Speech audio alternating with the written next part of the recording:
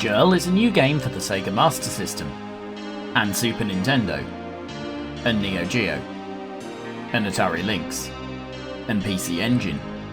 Also the Game Boy, Game Boy Advance, Neo Geo Pocket, GP2X, Spectrum, CPC, 2600, PC and Mega Drive. And the Cougar Boy, which I thought was just an entry in your mum's phone contacts. So if you're watching this, if you don't have a way to play this game, I'll eat my dinner. But should you, Jurl, or will you hurl? First, a declaration of interest. I paid for digital copies of Jurl on Master System, PC and Game Boy over the years. But when I was at Retrofest recently, Johnny Blanchard was kind enough to give me, and several others, copies of it physically. In my case, a Master System cartridge. Let's start with that version, because, you know, any excuse to feature history's greatest console. Jurl? I really should have asked Johnny at some point, shouldn't I? Jurl is a difficult game to entirely pin down, so we'll do it in stages. The controls are asteroids. Like at least one other time in your life, you've just got rotate and thrust. The goal in any level is simple. Collect all these space diamonds and you can move on. On level 1, this is simple. All you need to do is master those controls. While the basic control system is asteroids, deliberately the whole thing moves a lot quicker than your average implementation of that. It's very difficult to stop once you're moving, and it's also very easy to find yourself pinging off the walls like you've just drunk the original Thai formulation of Red Bull. If you know, you know. Use this opportunity well because from level 2, inevitably, the enemies start arriving. First, you just have to deal with this boy, who ambles around the level like he's lost in the supermarket. At this point, Jurl almost becomes a game of stealth. There's no points difference for picking up gems quickly and no time limit for the level. So if you're playing to win, then moving as little as possible is going to be the correct move, sneaking your way around and trying to avoid the single enemy like he's Predator or something. Confident you've got the handle of this game, you will enter level 3 and immediately get your ass kicked because this bastard knows where you are and this bastard wants you dead. Sneaking around is no longer viable unless you have absolute mastery of the controls. I do not have mastery of the controls. I'll level with you folks. On Master System, this is currently as far as I've got, but it does still give us enough to come to some conclusions. Jurl is already a weird beast. It rejects a lot of the arcade game tropes like time limits and complex scoring systems.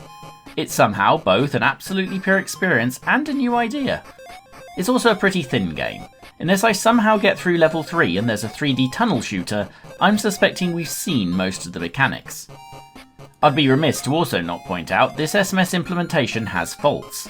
The levels with enemies have some slowdown until you clear some of the gems, and there's what I assume is a scoring bug where it seems to award the wrong number of points in level 1 before correcting itself. Jurl, though, is also $1 to buy as a digital copy. This isn't the price of a coffee.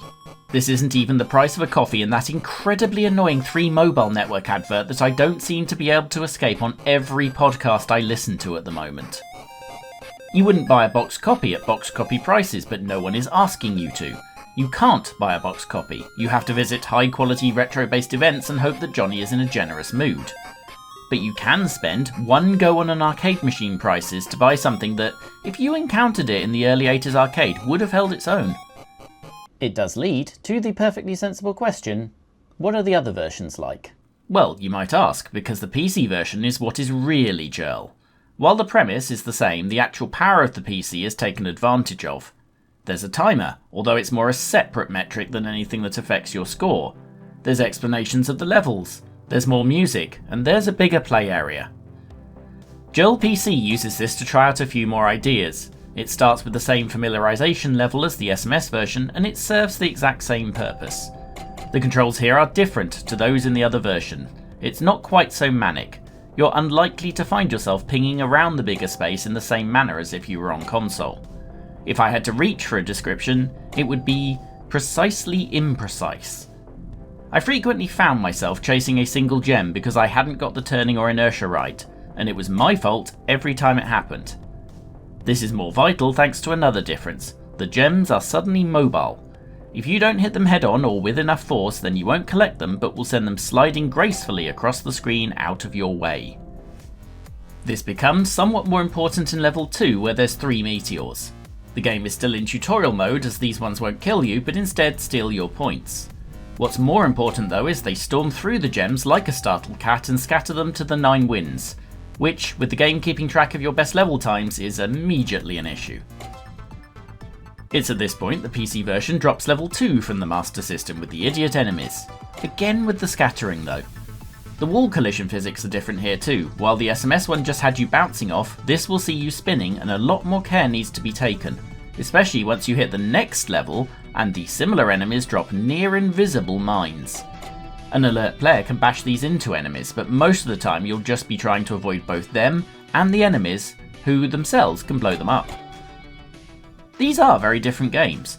The PC one much more comprehensive, but weirdly less of an arcade game. The PC one, at least on itch, will still cost you that $1, and a smidge more on Steam. It's worth the premium if you have a Steam Deck or equivalent, where it feels very much at home despite the store page claiming otherwise. As we ponder how 2 different implementations of the same idea work, you'll note I'm dying on the same level, the first time the enemies try to hunt me down. I do know that if I get past here then the enemies start shooting at me, which feels very unsporting when I can't return fire. But as I show you the SMS-like GB version, it does allow us to come to a conclusion. Jurl is not an earth-shattering game on these or probably any formats, neither does it try to be. Jurl though is a cheap game that says, got 5 minutes, let's have a bit of a laugh shall we? No matter what machine you have to hand. It will not change your life, but it'll take an impossibly small amount of money off you and give you some uncomplicated, no-strings-attached fun in return. It'd be a better world if more video games could say that. Jurl is available from Steam on PC and tonsomo.itch.io on all formats, including PC. Your narrator purchased all formats shown independently of the author, who is finding out about this review the same time you are. And if you like the idea of Jurl, then you'll probably like this channel, where between reviews of new games on old hardware, our normal MO is to pick up a games magazine from the Golden Age and construct an exciting narrative around the information and games contained within. Why not click one on the screen? It's probably a good one.